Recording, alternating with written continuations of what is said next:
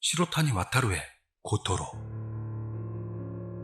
이시이 씨라는 65세의 굉장히 댄디한 아저씨에게 들었던 이야기가 되겠습니다. 우선 먼저 말씀드리고 싶은 건 이시이 씨는 원래 귀신이나 유령, 오컬트 종류에 대한 부정파라고 할까요? 회의적 시선을 가지고 오래 사신 분입니다만 말씀을 해주신 게 정월입니다. 스스로는 어떻게 할 수 없는, 이치로도 설명이 불가능한 것과 마주치고 나서는 살짝 시선이 바뀌었다고 합니다. 발단은 이시이 씨가 초등학교 때까지 거슬러 올라가니 약 50년 정도 전 일이 되겠네요. 그 당시부터 이시이 씨는 도쿄에 사셨는데 실은 이시이 씨 집은 조금 별난 관습이랄까요. 연중 행사가 있었다네요. 어떤 행사냐 하면 예쁜 자식일수록 매로 다스려라? 뭐 그런 쪽까진 아니겠지만 매년 여름방학이나 겨울방학이 되면 아이 홀로 배낭을 짊어지고 외가댁이 있는 도호쿠의 할아버지 할머니 댁에 놀러가라며 쫓겨나는 행사였답니다. 하루 이틀이 아닙니다. 방학 내내 거기서 지내는 겁니다. 그리고 방학이 끝나기 조금 전에 도쿄로 돌아오라는. 당연히 그분 말고도 형제가 있었기 때문에 여름방학, 겨울방학 모두를 갈 수는 없겠죠. 그래서 여름은 형님이 가고 겨울은 자기가 가는 식으로 순서에 따라가는 겁니다. 이시이 씨가 5학년 때의 겨울방학 일입니다. 순서가 돌아와 이시이 씨가 외가댁에 가게 됩니다. 어차피 해가 바뀌어 6학년이 되면 중학교 수험이 기다리고 있어서 이런 식으로 놀러가는 건 마지막이겠구나. 10대 초반이면서도 그걸 살짝 알고 있었죠. 조금 씁쓸한 기분이 있었습니다만 강역에서는 완행열차에 올라타 덜컹덜컹 흔들리며 도호쿠 시골을 향했습니다. 창밖으로 쓱 눈을 돌리니 처음에는 도쿄 시내라서 빌딩들이 바람처럼 지나갑니다. 어딘지 쓸쓸하고 슬픈 기분으로 내다보는 동안 창가가 희미하게 흐려지고 흐린 창문 너머로 건물들이 점점 적어져 갑니다. 점차 하얀 게 섞여들기 시작하면서 어느새인지 창 너머로 한 면이 새하얀 설경과 어우러졌죠. 목적지인 역을 따라 승강장에 내려서 보니 낯선 사람들 속에서 할아버지가 이미 마중 나오신 모양으로 "오, 켄, 잘 왔구나. 할아버지." 후다닥 달려갑니다. "추웠구나. 춥다 추워. 빨리 가자." 그렇게 할아버지가 몰고 온 경트럭에 앉아 덜컹덜컹 외가댁을 향합니다. 어차피 시골이라 보이는 건 온통 눈밭. 농로인지 뭔지 잠시 흔들리다 보니 먼 곳에 한 채 낡은 집이 보입니다. 초가지붕까지는 아니라도 일본 옛날 이야기에 나오는 듯한 상상하기 쉬운 모습입니다. 그런 큰 단층집이 구궁 하고 나타났죠. 집 앞에 트럭이 서고 이시이 씨는 조수석에서 내려 눈속을 달려가서는 현관문을 드르르륵 엽니다. 흙마루 한가운데에 디딤돌 같은 게 놓여있고 한층 더 높은 곳에 복도가 있습니다. 장지문이 있지만 그건 모두 활짝 열려있고 그 앞으로는 다다미 수십 장 넓이의 넓은 거실. 이로리가 놓여있습니다만 그것은 이미 쓰지 않고 있습니다. 대신 장작 난로가 하나 있어 집안은 은근히 따뜻했죠. 장작 난로 위에는 냄비가 하나 얹혀있고 보글보글 뭔가가 끓고 있습니다. 그 주물로 만든 난로 옆에서 할머니가 등을 구부리고 "아, 잘 왔다. 이리 와라. 안녕하세요." 가방을 던지고 할머니 옆으로 갑니다. "우선은 먹자꾸나." 하더니 그 냄비에서 국물을 떠다 줍니다. 이시이 씨는 우선 그걸 마시고 온몸을 녹였습니다. 여기까지는 언제나의 흐름. 즐겁게 얘기하며 밥그릇을 비우고 있는데 할머니가 옆에서 "아빠, 엄마, 형은 어떻게 지내니? 학교는 어떻고?" 하는 흔한 이야기를 하다가 다 먹고 나서는 "잘 먹었습니다. 그럼 다녀올게요." 이미 여러 번 왔던 곳이라도 좋은 곳이라서 이쪽에도 친구가 생겼고 여기 오면 친구와 노는 게 당연한 일이 되어 있습니다. 인사도 대충 발길을 돌려 현관으로 갈 때 "켄짱, 어두워지기 전에 돌아오지 않으면 안 된다." 할머니가 한마디 "네, 5시까지 돌아와." 이것도 매번 들리는 소리입니다만 이때 아내 이시희 씨는 묘한 느낌을 받았습니다. 그 말에는 아무런 변화는 없었습니다만 아무래도 뒷머리를 잡히는 듯해 할머니 쪽을 돌아봤더니 또 하나의 위화감을 깨닫습니다. 집안이 어둑어둑한 겁니다. 물론 옛날 집 구조라서 현대 집들보다는 조금 어둡다는 건 알지만 그렇다 치더라도 아직 해가 중천인 시간에 이 정도로 어두울까 생각해 둘러보니 어찌된 영문인지 집안에 달아놓은 커튼이라는 커튼이 모두 촘촘히 닫혀있고 빨래집게 같은 것으로 꼭꼭 틈새를 막아놓고 있습니다. 바깥 불빛이 들어오질 않으니 역시나 이 정도로 어둡구나 생각했죠. 왜 대낮부터 커튼을 닫아놓는 걸까 생각했지만요. 뭐 그거야 어른들이 하는 일이니 자기가 알아야 할 일도 아닐 거라고요. 그런 것보다도 빨리 친구들과 놀고 싶다는 게 아이의 마음으로 응 알았어 다녀오겠습니다. 그대로 밖으로 뛰어나갔대요. 친구 집까지 찾아가 나 왔어 했더니 기다렸어 하며 친구들이 몇 모여 있었고 애들끼리 눈밭을 달려가며 눈싸움을 하거나 눈사람을 만들거나 하면서요. 도쿄에서는 좀처럼 할 수 없던 놀이에 신이 났습니다. 어린애와 장독은 얼지 않는다고 시간 가는 줄도 모르고 놀다가 정신을 차리고 눈을 들어보니 벌써 4, 5m 앞도 제대로 안 보일 정도로 날이 저물고 있어. 아, 안 돼. 미안. 지금 몇 시야? 누구에게 할 것도 없이 물어봤더니 친구들 쪽에서 6시 정도 됐을걸? 하는 소리가 들립니다. 큰일 났다. 5시까지 돌아오라고 했는데 미안. 나 먼저 집에 갈게. 에? 켄짱 집에 가는 거야? 우린 어떡하라고? 그럼 나도 돌아갈래. 나도. 그래 오늘은 그럼 여기까지. 응 돌아가자. 빠이빠이. 그대로 335 귀갓길에 오르게 됩니다. 이시희 씨도 내일 보자며 얼굴을 들었을 때 이미 친구들의 이목구비조차도 알 수가 없습니다. 모두 그림자처럼 되어 있었는데요. 둘러본 중에 하나만 이상하게 마른 친구가 서 있는 걸 알았습니다. 저런 놈이 있었나 조금 이상하게 생각했습니다만 예정된 시각을 1시간이나 지났기 때문에 서둘러 돌아가지 않으면 안 된다 생각 귀가를 서두릅니다. 북녘의 해질녘이라는 건 저물기 시작하면 아주 빠른 것으로 순식간에 밤으로 변해갑니다.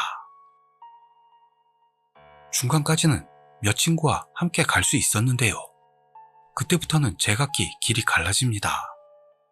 집과 집 사이가 상당한 거리이기 때문에 그때부터 이시희 씨는 혼자 남겨지게 됐죠. 어느새 떠오른 달빛이 휘황하게 비쳐 한층 추운 날이었습니다. 너무 추우면 눈은 내리지 않습니다. 걷고 있는 발밑에 눈도 밀도를 높여 한 발짝마다 녹말가루를 밟듯 부드득 부드득 소리를 냅니다. 놀 때는 몰랐는데 혼자가 되니 묘하게 한기가 돕니다. 아, 춥다. 뽀드득 뽀드득. 그러는 동안 부드득 부드득 다른 하나의 발소리가 들린 듯한 느낌이 듭니다.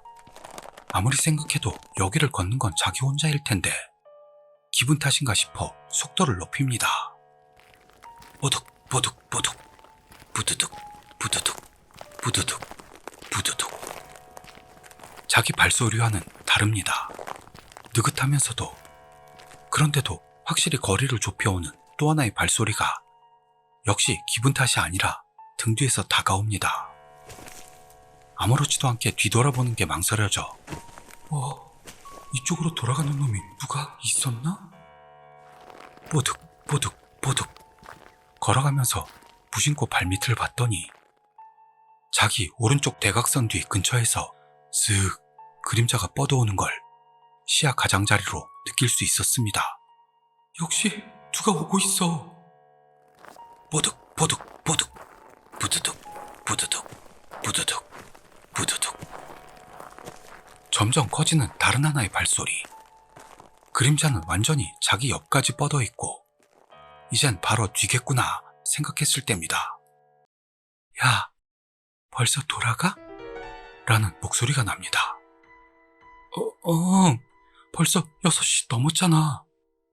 야, 좀만 더 놀자. 안 돼. 할머니한테 혼나.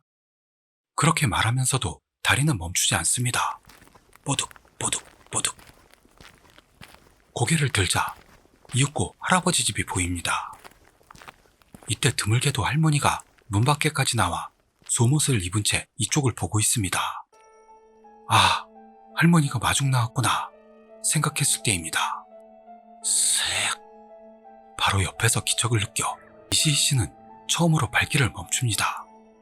그것과 동시였어요. 왼쪽 귀 바로 뒤에서 그럼 니네 집에 가자. 분명한 속삭임이었습니다. 휙 돌아본 방향에 사람의 모습은 없었어요. 뭐야?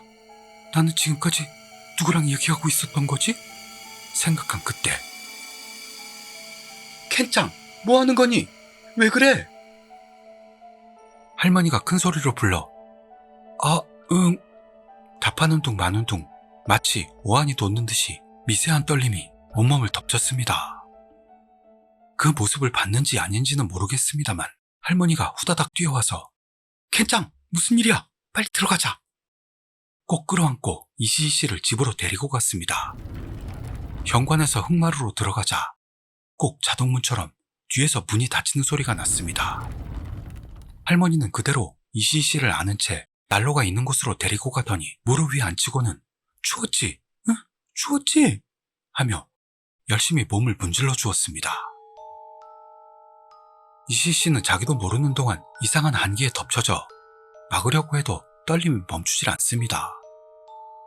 떨면서 현관을 봤더니 거기에는 할아버지가 서 있고 문을 탁 닫은 후 우두커니 서서 뭔가의 모습을 살피고 있습니다. 할아버지가 왜 이러나 생각하는데 켄짱, 아까 누구랑 얘기하고 있었냐? 몰라. 전혀 모르는 놈이 뒤에서 오고 있었어. 뭐라고 했어? 벌써 가는 거냐고 해서 응이라고 했어. 그랬더니 좀 더 놀자고 해서 안 된다고 말했어. 그랬더니 마지막으로 그놈이 내 쪽으로 와서 그럼 니네 집으로 돌아가자고 했어. 거기까지 보고 하니 할머니는 문지르던 팔을 딱 멈추고는 천천히 그 자리에 이시희 씨를 내려놓고 벌떡 일어섰습니다. 멍한 눈은 점점 노기를 머금고 낮보다도 한층 어두워진 집안 모습을 두리번 보고 있습니다. 옆에서 따닥거리며 타고 있는 장작난로에 불꽃 아래에서 새어나오는 빛에 할머니의 그림자가 벽 쪽으로 뻗어 있고 머리를 헝클어뜨리고 있어 지금까지 알던 할머니로는 보이지 않았습니다. 마치 망령 같다고 할까요? 그런 느낌을 받았을 때 할머니는 집 안쪽 어둠을 바라봅니다. 나가! 우리 집에서 나가! 비명을 지릅니다. 그 절규가 끝나자 현관에 서 있던 할아버지가 마치 만화처럼 무릎부터 쿵 하고 무너져 내리면서 하는 깊은 한숨을 내쉬었다고 합니다. 그러더니 그날 밤 평소 같으면 1층 안쪽에 있는 마당의 면 한 방에 이불을 깔아줍니다만 이날에 한해서는 2층으로 끌려갔다고 합니다. 2층 제일 안쪽에 있는 건 헛감방. 삐걱거리는 복도를 쭉 나간 끝에서 벽장 미닫이 문을 여니 잡다한 것들이 막고 있고 창문도 있을 테지만 전혀 보이지 않습니다. 그 잡다한 물건들 한가운데 억지로 자리를 펴고 켄짱, 오늘 밤은 여기서 자거라. 응, 알았지? 오늘 밤 하루만 참으면 되니까. 알겠지? 그러니까 밤 동안은 무슨 일이 있어도 절대 이 방을 나와서는 안 된다. 무슨 일 있으면 우리를 부르는 거야. 알았지? 응. 사실은 왜 여기서 자야 하는지 묻고 싶었죠. 하지만 그런 걸 물으면 안 될 것 같은 강박이 찾아왔고 오늘 하룻밤만 버티면 된다니까 여기서 얌전히 있으면 괜찮겠구나 생각하는데 드르르르륵 할아버지 할머니가 나갔다고 생각하는데 닫힌 문 너머에서 구궁 하는 소리가 납니다. 아무래도 미닫이 문에 임시 버팀목을 대는 모양으로 나가려고 해도 반대편에 버팀목을 대고 있다면 나갈 수가 없습니다. 대체 지금 자기 신변에 뭐가 일어나는 걸까? 다행히도 돌아왔을 때의 떨림은 진정돼 있습니다. 그렇다고는 해도 온기 없는 캄캄한 헛감방.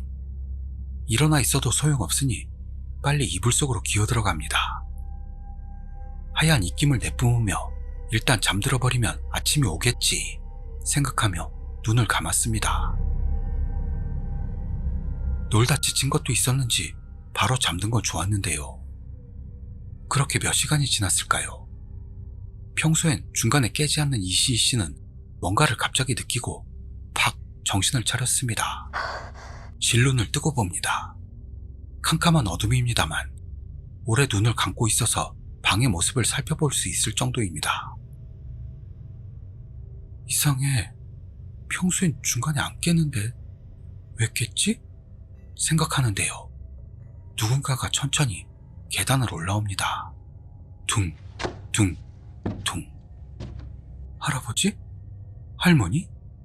걱정이 돼서 오는 거구나 생각하는데 아무리 그래도 캄캄한 헛감방에 있는 불안감도 있어 이불 속에서 나와 문 옆까지 다가가서 사람이 오기를 기다렸습니다. 저벅, 저벅. 드디어 발소리가 다가와서는 문 앞. 사락 하며 옷 스치는 소리가 들렸습니다. 켄짱, 할머니? 안 춥니? 괜찮아, 안 추워. 근데 할머니, 왜 오늘 밤은 여기서 자야만 하는 거야? 켄짱, 안 춥니? 안 추워. 할머니, 나가면 안 돼? 켄짱, 안 춥니? 이상합니다. 할머니는 아까부터 같은 말을 마치 고장난 녹음기처럼 반복하고 있습니다. 이 얇은 문풍지 너머에 있는 건 정말 내가 알고 있는 할머니일까? 그런 불안이 치밀어 올라. 할머니? 켄짱, 안 춥니? 이건 할머니가 아니다 생각. 할머니! 하고 큰 소리로 부르자 아래층에서 장지문이 열린 소리가 납니다. 다다다다 소리가 나고 쿵쾅쿵쾅 계단으로 오르는 소리가 들립니다. 켄짱, 왜 그러니? 무슨 일이 있었어? 할머니, 할머니 지금 왔어? 지금 왔냐니? 지금 막 왔어. 좀 아까 할머니가 와서 켄짱 안 춥니? 하고 물어봤어. 안 그랬어? 왜 그래? 뭔가 왔었어? 뭐가 왔었어. 켄짱 안 춥냐고 물어봤어. 넌 그래서 뭐라 그랬어? 그것뿐이야. 방에서 안 나왔지? 응, 안 나갔어. 다행이다, 켄짱. 조금만 더 참으면 된다. 여보. 할아버지 할머니가 아마 교대하는 것 같습니다. 켄짱, 괜찮냐? 응, 괜찮아. 근데 왜 여기서 자야만 해?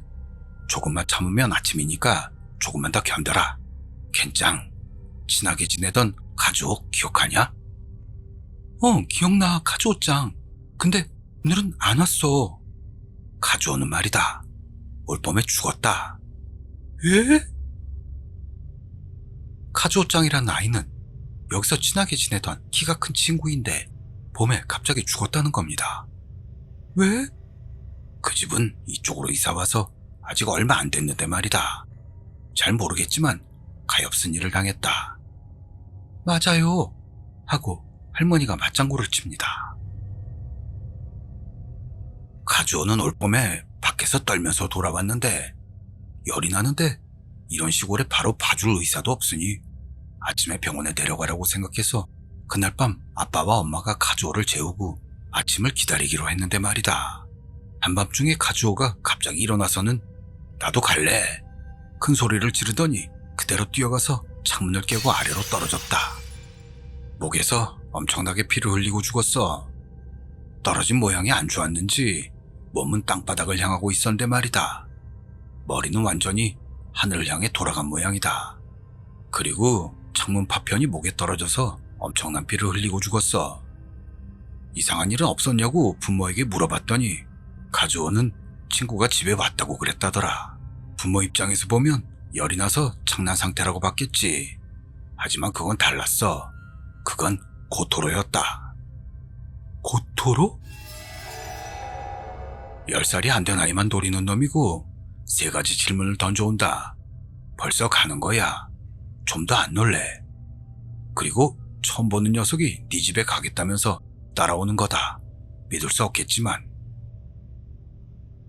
꿈결 같은 이야기였습니다. 아무래도 자기도 그 고토로라는 정체도 모를 것에 올렸고, 이 고토로를 피하기 위해서는 그것을 데리고 온 밤에 창문도 없는 방에서 바깥과의 접촉을 완전히 차단하고 아침이 오기를 기다렸다가 아침까지 아무 일도 없으면 그것에게서 벗어날 수 있다는 묘한 전설이 있다는 것까지 알려주었습니다. 그게 진짜인지 아닌지 생각하는 동안에 여보, 해가 떴어요. 아침이 됐어. 아침이 됐다고. 아침이 왔다고? 다행이다. 미닫이 문이 드르륵 열리고 주름 속에 있는 눈이 보입니다. 할아버지 할머니가 얼굴을 찡그리고 뚝뚝 눈물을 흘리며 아, 살았다. 켄짱 다행이야. 하며 안아줬다고 합니다. 뭔 일인지도 모르면서도 할아버지 할머니가 눈물을 흘리고 있으니 이시희 씨도 덩달아 울었다고 하네요. 그런 일이 옛날에 있었다고 하는데요. 다만 10년, 20년이 지나는 동안 과연 그런 일이 현실에 있었던가? 내가 읽었던 것들이 여러 가지로 연결되어 마치 내 기억처럼 변한 게 아닐까 생각했다고 합니다. 그렇게 이시희 씨는 65세가 되었고 그해 정월에 생긴 일입니다. 따님 부부가 손주인 당시 3살이 된 카이군을 데리고 놀러 온 겁니다. 저녁 식사를 마치고 가족끼리 TV를 보고 있을 때 어라? 카이 어디 갔지? 왜 그래? 아니, 아까까지 있었는데 어디 갔을까나? 봤더니 이시희 씨 서재문이 살짝 열려있길래 아, 내 서재에 들어갔나 보구나. 괜찮다, 괜찮아. 내 방에 있는 것 같으니까 내가 불러오마.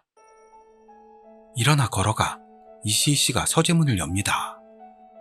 침대가 있고 서재에 책상이 있고 책장이 있고 아주 간소한 방입니다.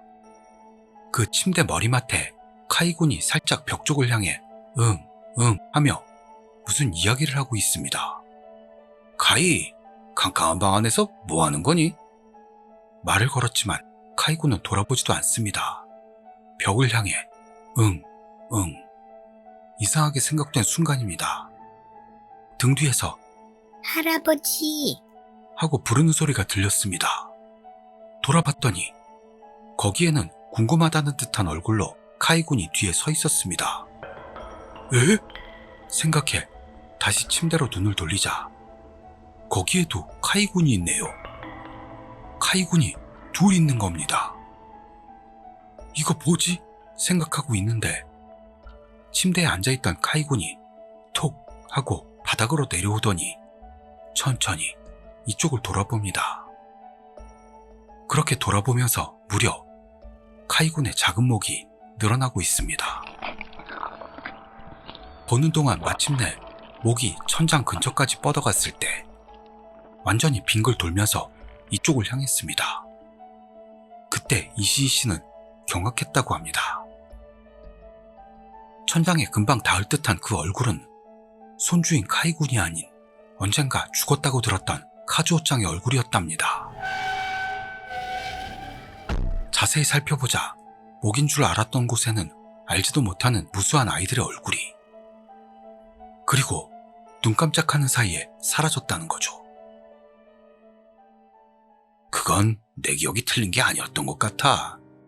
그건 내가 어렸을 때 분명히 겪었던 일일 거야. 요괴 같은 종류라고 봤는데 분명 그렇지가 않아. 원래는 뭐였는지 모르겠지만 그건 어려서 죽은 아이들이 모두가 뭉쳐서 다음은 너야, 너도 이쪽으로 와 하는 것 같아. 처음 그런 일을 겪고 50년이 지났는데도 카즈오는 계속 내 곁에 있었구나 생각했네. 흔히들 20살이 될 때까지 이상한 체험이 없다면 평생 그런 일은 겪지 않을 거라고들 합니다만 결코 그런 건 아닌 것 같습니다. 내가 잊고 있던 먼 옛날에 뭔가와 만났다면 20살을 넘겨도 이상한 걸 만날 수 있다는 이야기였습니다.